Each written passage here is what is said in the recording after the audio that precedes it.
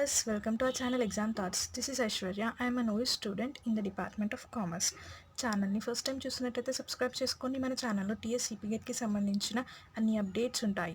And ఈ వీడియోలో అయితే మనం టీఎస్ సిపిగెట్ సీట్ అలాట్మెంట్ ప్రాసెస్ ఎలా ఉంటుంది. నేను 2019లో సిపిగెట్ రాశాను. సో అప్పుడు నా ర్యాంక్ వచ్చేసి 41 అండ్ మార్క్స్ వచ్చేసి 72. నా సబ్జెక్ట్ ఎంకామ్.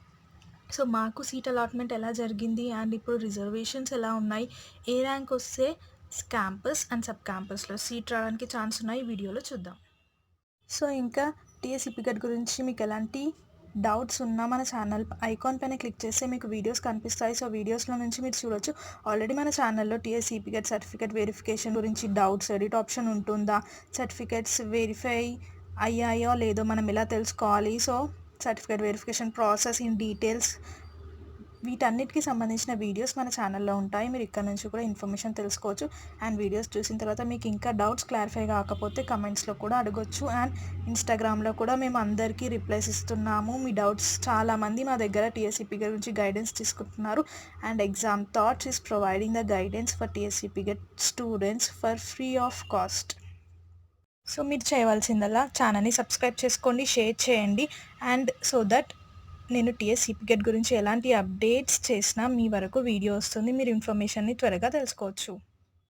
ఇప్పుడు చాలామంది నాకు అడుగుతున్న క్వశ్చన్ వచ్చేసి, అక్క మాకు ఇంకా సర్టిఫికేట్స్ వెరిఫికేషన్ అవ్వలేదు, మరి ఎలా లాస్ట్ డేట్ వరకు అవుతాయి అవ్వవా? కంపల్సరీ అవుతాయి, ప్లీజ్ డోంట్ వర్రీ. 27th లోపు మీ సర్టిఫికేట్స్ అయితే వెరిఫికేషన్ అవుతాయి, మీ స్టేటస్ కూడా అప్డేట్ అవుతుంది. బికాస్ మనం సర్టిఫికేట్ అప్లోడ్ చేసేదే వాళ్ళు వెరిఫై చేయడానికి. ఒకవేళ 27th వరకు కూడా వెరిఫై అవ్వకపోతే కంపల్సరీ మళ్ళీ డేట్ ఎక్స్టెండ్ అవుతుంది. కొంతమందికి స్టేటస్లో రిమార్క్ అని చూపిస్తుంది ఎస్ఎస్సి సర్టిఫికేట్ దగ్గర, డిగ్రీ మెమో దగ్గర, బట్ రీఅప్లోడ్ ఆప్షన్ రావట్లేదు. సో మీరు ఒకసారి ఇక్కడ ఇచ్చిన టెక్నికల్ నెంబర్స్కి కాల్ చేయడానికి ట్రై చేయండి. చాలామందికి వాళ్ళు రెస్పాండ్ అవుతున్నారు, ఏదో కొందరికి రెస్పాండ్ అవ్వట్లేదు. మీరు ఫ్రీక్వెంట్లీ ట్రై చేస్తూ ఉండండి, వాళ్ళు మీ కాల్ని లిఫ్ట్ చేస్తారు, మీ ప్రాబ్లమ్ని సాల్వ్ చేస్తారు. సో అసలు హౌ సీట్ ఈస్ అలాటెడ్ అంటే, మనకి సిపిగెట్లో కాలేజెస్లో సీట్ అలాట్ ఎలా చేస్తారు అంటే, seat is allotted on the basis of priority we given in web options. మనం ఇప్పుడు సర్టిఫికేట్ వెరిఫికేషన్ అవుతుంది. నెక్స్ట్ స్టెప్ ఏంటి, మనకి కౌన్సిలింగ్లో మనం వెబ్ ఆప్షన్స్ పెట్టుకోవాలి. సో వెబ్ ఆప్షన్స్ పెట్టేటప్పుడు మనం కాలేజెస్కి ప్రయారిటీ ఇస్తాం, లైక్ ఫస్ట్ ప్రయారిటీ ఈ కాలేజ్, సెకండ్ ప్రయారిటీ ఇది అని. సో మనం ఇచ్చిన ప్రయారిటీని ఫస్ట్ వాళ్ళు కన్సిడర్ చేస్తారు, తర్వాత మన ర్యాంక్ని కన్సిడర్ చేస్తారు, and local area, gender and category. So ఈ 5 ఫ్యాక్టర్స్ పైన మన సీట్ అలాట్మెంట్ జరుగుతుంది. ఫస్ట్ వచ్చేసి మనం వెబ్ ఆప్షన్స్లో ఇచ్చిన ప్రయారిటీ ఫస్ట్ మన సైడ్ నుంచి ఉంటుంది. మనం ఏ కాలేజ్లో చేయాలనుకుంటున్నాం, ఏ ప్రయారిటీ ఇచ్చాము, సో మనం ఇచ్చిన ప్రయారిటీని బట్టి వాళ్ళు మన rank, local area and gender, category basis పైన మనం ఆ సీట్కి ఎలిజిబులా కాదా వాళ్ళు చూసి మనకి సీట్ అలాట్ చేస్తారు. సో మీ ర్యాంక్ క్యాంపస్ కాలేజెస్లో సీట్ కన్నా కొంచెం ఎక్కువ ఉన్నా మీరు వెబ్ ఆప్షన్స్ కరెక్ట్గా పెట్టుకుంటే మీకు క్యాంపస్ అండ్ సబ్ క్యాంపస్ కాలేజెస్లో సీట్స్ రానికే చాలా ఛాన్సెస్ ఉంటాయి. బికాస్ కొందరికి టాప్ ర్యాంక్ ఉన్న వాళ్ళు అంటారు మా క్యాంపస్లో సీట్ మిస్ అయింది అని. సో అది మీ మిస్టేక్ అయి ఉండొచ్చు. బికాస్ కొందరు ప్రయారిటీ ఎలా ఇస్తారు అంటే, వాళ్ళకి టాప్ ర్యాంక్ ఉన్న వాళ్ళు ఫస్ట్ ప్రయారిటీ క్యాంపస్ కాలేజ్ కాకుండా ప్రైవేట్ కాలేజ్ పెట్టేసి సెకండ్ ప్రయారిటీ క్యాంపస్ కాలేజ్ ఇస్తారు. అయినా మీకు క్యాంపస్లో రాదు, మీరు ఫస్ట్ ప్రయారిటీ ఏది పెట్టారు అదే చూస్తారు. బికాస్ అన్ని కాలేజెస్ వాళ్ళకి ఇలా ఉంటాయి, మేము బిలో ఈ ర్యాంక్ ఉన్న వాళ్ళకి సీట్ ఇస్తాము. లైక్ మీ ర్యాంక్ టాప్ ఉంది, మీకు 30 ర్యాంక్ ఉంది, సో మీరు ఫస్ట్ ప్రైవేట్ కాలేజ్ పెడతారు, మీకు కంపల్సరీ అక్కడనే సీట్ అలాట్ అయిపోతుంది ప్రైవేట్ కాలేజెస్లో. వాళ్ళు మళ్ళీ కిందికి రారు. ఎందుకు అంటే వాళ్ళ కాలేజెస్లో ఫస్ట్ సీట్ మీకే వస్తుంది, ఎందుకంటే ప్రైవేట్ కాలేజెస్కి ఎవ్వరు 30 ర్యాంక్ వాళ్ళు పెట్టుకోరు, ఫర్ ఎగ్జాంపుల్ అలా అనమాట. సో ఫస్ట్ మనం ఇచ్చే ప్రయారిటీని బేస్ చేసుకొని మనం ఆ సీట్కి ఎలిజిబుల్లా కాదా చూస్తారు. అందుకని మనం వీలైనంత వరకు ఎక్కువ కాలేజెస్కి వెబ్ ఆప్షన్స్ కరెక్ట్ ప్రయారిటీలో పెట్టుకోవాలి. సో వెబ్ ఆప్షన్స్ అయితే పెట్టుకున్నాం, దాని తర్వాత ఏం చెక్ చేస్తారు, మన rank, local area, gender and category. So local area, gender and కేటగిరీలో మనకు ఉన్న రిజర్వేషన్స్ ఏంటి సిపిగెట్లో మనం ఒకసారి చూద్దాం.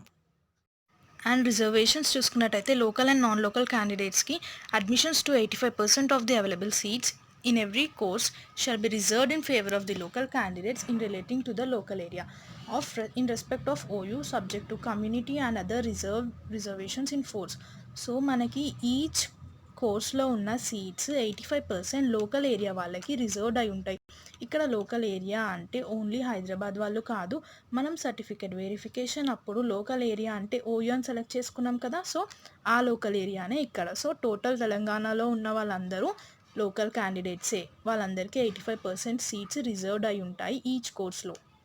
దెన్ వచ్చేసి the remaining 15% of the seats which are open to local and non-locals shall be filled up subject to similar reservations as applicable to 85% local candidates.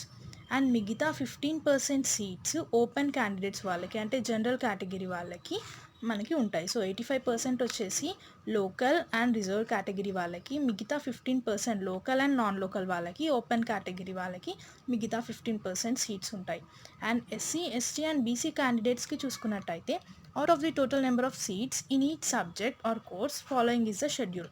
So schedule caste వాళ్ళకి 15% సీట్స్ రిజర్వ్డ్ అయి ఉంటాయి. Then schedule ట్రైబ్స్కి 6%, backward క్లాసెస్కి వచ్చేసి బీసీఏకి 7%, BCB 10% reservation, BCC వాళ్ళకైతే 1%, BCD వాళ్ళకి 7% and BCE వాళ్ళకి 4%.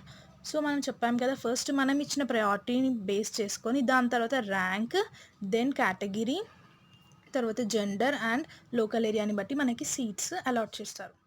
ఇక్కడ మనకి ఇంకొకసారి డీటెయిల్గా రిజర్వేషన్ రూల్స్లో 4th పాయింట్ చూసుకున్నట్టయితే SC, ST and BC candidates who get seats by merit in general category will not be counted against the seats reserve for them and such candidates will go in to the list of general seats. So మనకి 85 మనకి కొన్ని reservations ఉన్నాయి కదా category వైజ్గా.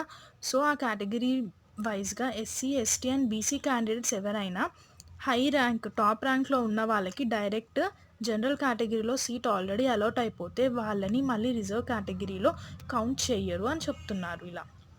And while filling up the seats reserve for backward classes if qualified candidates belonging to the backward class of the particular group are not available. For example మనకి బీసీలో బీసీఏకి 7% seats ఉన్నాయి అనుకుందాం. 7%కి ఒక 4 సీట్స్ అనుకుందాం ఒక కోర్స్లో.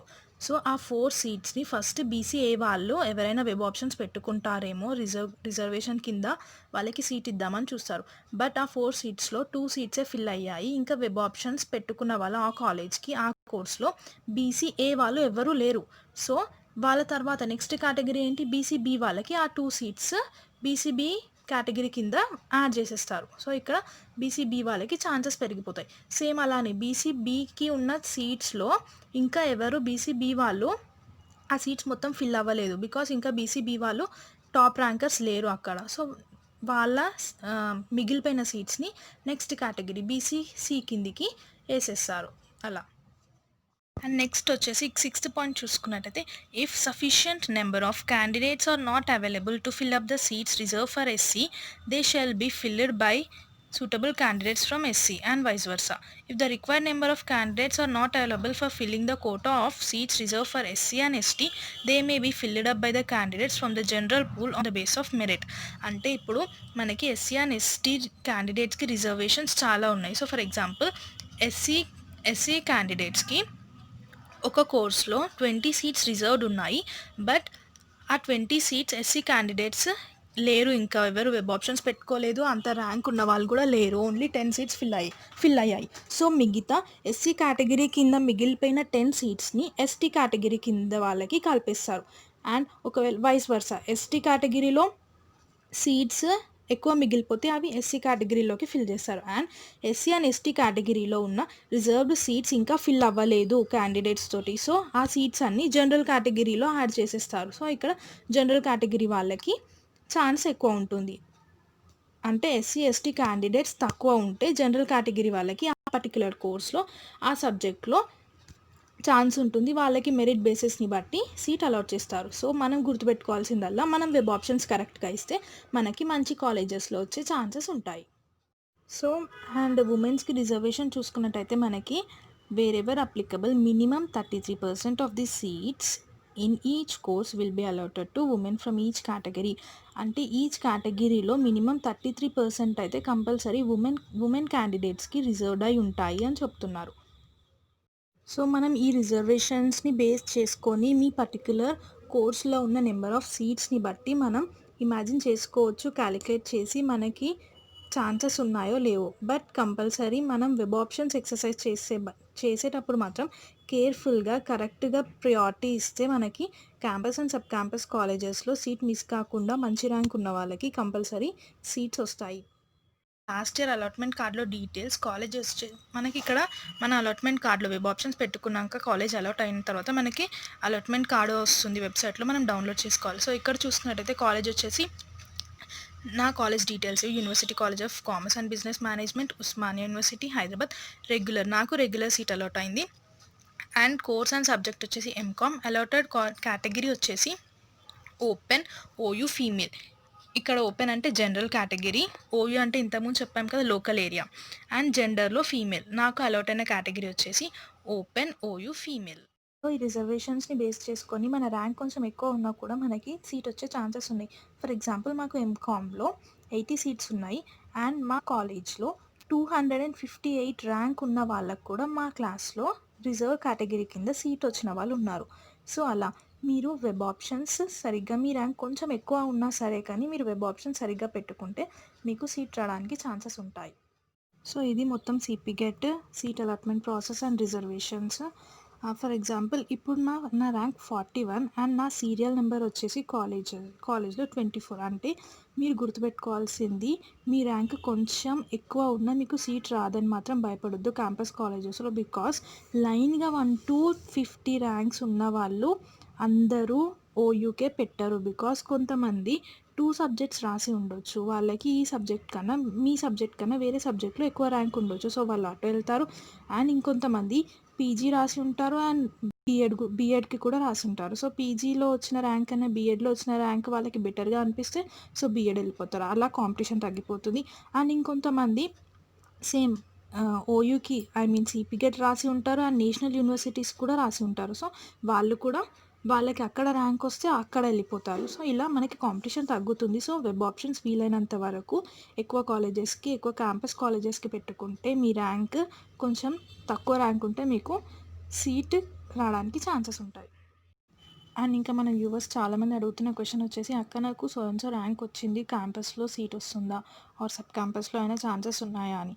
ఫస్ట్ మీకు వస్తుందా రాదా ఛాన్సెస్ ఉన్నాయా లేదా తెలియడానికి మనకి నెంబర్ ఆఫ్ సీట్స్ తెలియాలి. సో ఈ ఇయర్ మాత్రం మనకి నెంబర్ ఆఫ్ సీట్స్ ఇంక్రీజ్ అవుతున్నాయి కూడా. బికాస్ మనకి అఫీషియల్గా అయితే కాలేజ్ లిస్ట్ ఇంకా రిలీజ్ అవ్వలేదు. వెబ్ ఆప్షన్స్కి ముందు మాత్రం కంపల్సరీ లిస్ట్ రిలీజ్ చేస్తారు 2020లో.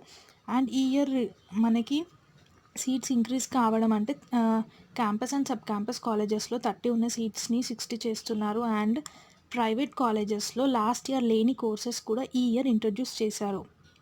సో మనకి మీకు సీట్స్ రావడానికి ఛాన్సెస్ ఇంక్రీజ్ అవుతాయి. సో వన్స్ అఫీషియల్ వెబ్సైట్లో అఫీషియల్గా కాలేజెస్ లిస్ట్ రిలీజ్ అవ్వగానే నేను మళ్ళీ డీటెయిల్గా వీడియో చేస్తాను ఏ కోర్సెస్ వాళ్ళకి ఎన్ని సీట్స్ ఉన్నాయి, సో వాళ్ళకి సబ్ క్యాంపస్ అండ్ క్యాంపస్లో ఛాన్స్ రావడానికి ఏ ర్యాంక్ వరకు ఉంది అనేది నేను ఒక డీటెయిల్గా వీడియో చేస్తాను. ఇలాంటి అప్డేట్స్ని మిస్ కాకుండా ఉండాలంటే ఛానల్ని సబ్స్క్రైబ్ చేయండి.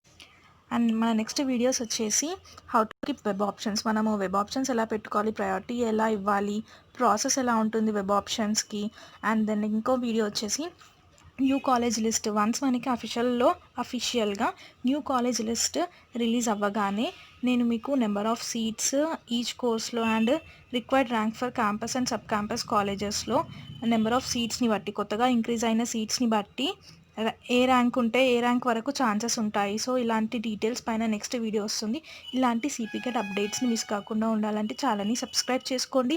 మేము ఎంతో ట్రై చేస్తున్నాము, ఎంతో పేషెన్స్తో మీ కమెంట్స్కి రిప్లైస్ ఇవ్వడానికి ట్రై చేస్తున్నాము. సో వీడియో నచ్చితే లైక్ చేయండి, షేర్ చేయండి, సబ్స్క్రైబ్ చేయండి. Thank you for watching. Meet in the next video.